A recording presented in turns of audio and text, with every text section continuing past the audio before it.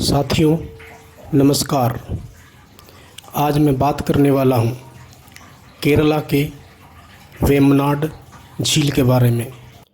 केरल के बारे में बात करें और वहाँ का प्राकृतिक नज़ारा ना देखें ऐसा हो ही नहीं सकता। इसीलिए मैंने सबसे पहले आपको वहाँ का प्राकृतिक नज़ारा दिखाया। वैसे सवाल तो बनता है कि आज हम वेम्बनाड झील के बारे में क्यों बात कर रहे हैं। मेरा वेम्बनाड झील के बारे में बात करने का केवल एक ही कारण है। इतने अच्छे सुंदर झील में एक पौधा जिसका नाम वाटर हयासिंथ है, जो एक खरपतवार है और वह पूरे झील के ऊपर इतना फैल चुका है कि वहाँ पर रहने वाले जीव जंतुओं को प्रॉब्लम हो रहा है, जिसके कारण से सूर्य का किरण उनके नीचे नहीं पहुंच पा रहा, जिसके कारण से आज हम बात कर रहे हैं। वेम्बनाड झील केरल का सबसे बड़ा तथा भारत का सबसे लंबा झील है।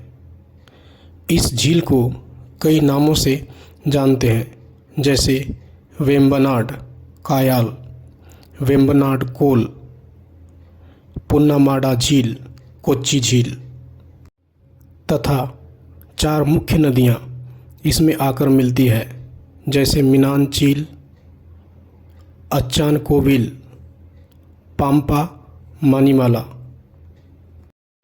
एक पतला सा सकरा आइलैंड इस झील को अरब की खाड़ी से अलग करता है।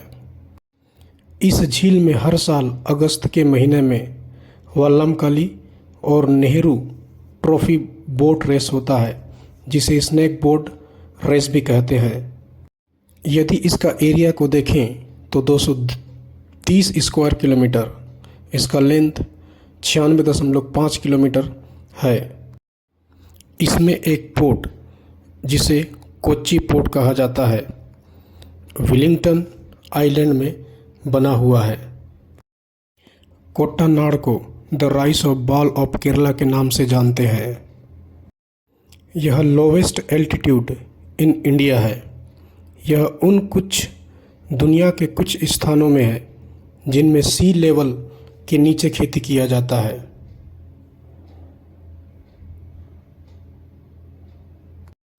भारत सरकार के द्वारा इसे वेम्बनाड वेटलैंड का पहचान दिया गया है। नेशनल वेटलैंड कंजर्वेशन प्रोग्राम के अंडर में इसे वेम्बनाड वेटलैंड का पहचान दिया गया है। यह टूरिस्ट के लिए एक अच्छा जगह है, जिसे हार्ट ऑफ केरला कहा जाता है। बैकवाटर टूरिज्म के लिए फेमस है और इसमें कई प्रकार के रिसोर्ट बने होते हैं, जिसमें टूरिस्ट के आने के बाद रुकने का पूरा प्रबंध होता है। इसके पूर्वी तट पर एक बर्ड सेंचुरी है, जिसे कुमाराकोम बर्ड सेंचुरी के नाम से जाना जाता है। अब हम देखते हैं वीडियो का दूसरा पार्ट, वाटर हियासिंथ के बारे में, जिसे इचोर्निया क्रासीपेस मार्ट के नाम से भी जानते हैं। पानी में उगने वाला यह खरपतवार है। यह पूरे दक्षिण एशिया तथा भारत में भी पाया जाता है। यह भारत का नेटिव पौधा नहीं है। इसे अंग्रेज़ों के शासनकाल में दक्षिण अमेरिका से लाया गया था। यह सुंदर पर्पल फूल होता है जिसका उपयोग सौंदर्यीकरण के लिए होता है। फिर हम कहेंगे यह तो ठीक है, फिर समस्या क्या है? इसका इशू ये है, ये ऑबनॉक्सियस वीड है। यह अप्रिय खरपतवार है जो तालाब, झीलों आदि में के वाटर बॉडीज़ में फैलती है।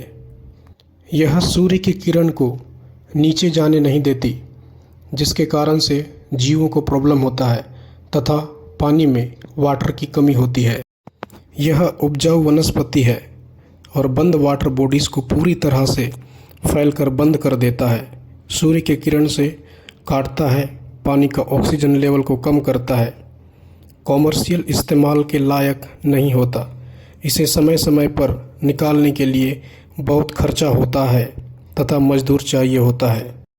यदि इसके महत्व को देखें तो यह एक बायो फर्टिलाइज़र के तौर पर कृषि में इस्तेमाल किया जाता है और यह फाइटोरिमेडिएशन स्पीसीज़ है जो पानी के टॉक्सिक पदार्थों को रिमूव करता है और पानी को साफ करता है। यह इन्वेजिव एलियन स्पीसीज़ है। इसका मतलब यह नॉन नेटिव ऑर्गेनिज्म जिसमें पौधे, जानवर, पैथोजन उनके प्राकृतिक आवास से बाहर के होते हैं। इससे आर्थिक, पर्यावरणीय, स्वास्थ्य संबंधी परेशानी होती है। कन्वेंशन ऑन बायोडायवर्सिटी के अनुसार उनको उनके अराइव, सर्वाइव, थ्रिव के अनुसार बांटा गया है। भारत में परिभाषित वाइल्ड लाइफ प्रोटेक्शन एक्ट 1972 के अनुसार इसे नॉन नेटिव स्पीसीज कहा गया है। यह बायोडायवर्सिटी को अफेक्ट करता है, वहाँ के नेटिव स्पीसीज को ख़त्म करके कंपटीशन को बढ़ाता है, प्रेडेटेशन ट्रांसमिशन करता है। यह उन देशों के लिए हानिकारक होता है जिनका जीवन कृषि, वानिकी तथा फिशरी से उनको इनकम होता है तथा उनका पालन पोषण होता है। यह इन्वेजिव एलियन स्पीसीज़ मुख्य डायरेक्ट ड्राइवर्स में से एक है जो बायोडायवर्सिटी को ग्लोबली लॉस करता है। इसमें डायरेक्ट शोषण, जलवायु प्रदूषण होता है। उदाहरण के तौर पर African catfish, Nile tilapia, red bellied piranha, alligator gar dominate, red eared slider जो कि नॉर्थ अमेरिका का टर्टल या फिर कछुआ है। 17वीं शताब्दी में 40% जानने वाले एनिमल एक्सटिंक्शन थे। केस स्टडी के तौर पर कियोलाडियो नेशनल पार्क जो कि राजस्थान में है। अफ्रीकन कैटफिश शिकार करता है वाटरफॉल्स माइग्रेशन बर्ड्स का। कुछ इनिशिएटिव जो ग्लोबल और भारत के तौर पर चलाया गया है। ग्लोबली अगर देखें तो कन्वेंशन ऑन बायोलॉजिकल डाइवर्सिटी, दूसरा कनमिंग मोंट्रियल ग्लोबल बायोडायवर्सिटी फ्रेमवर्क, और यदि इंडिया के तौर पर देखें तो national biodiversity action plan, national action plan on invasive alien species, national invasive species information centre. यह झील सुंदरवन के बाद दूसरा सबसे बड़ा रामसर साइट है।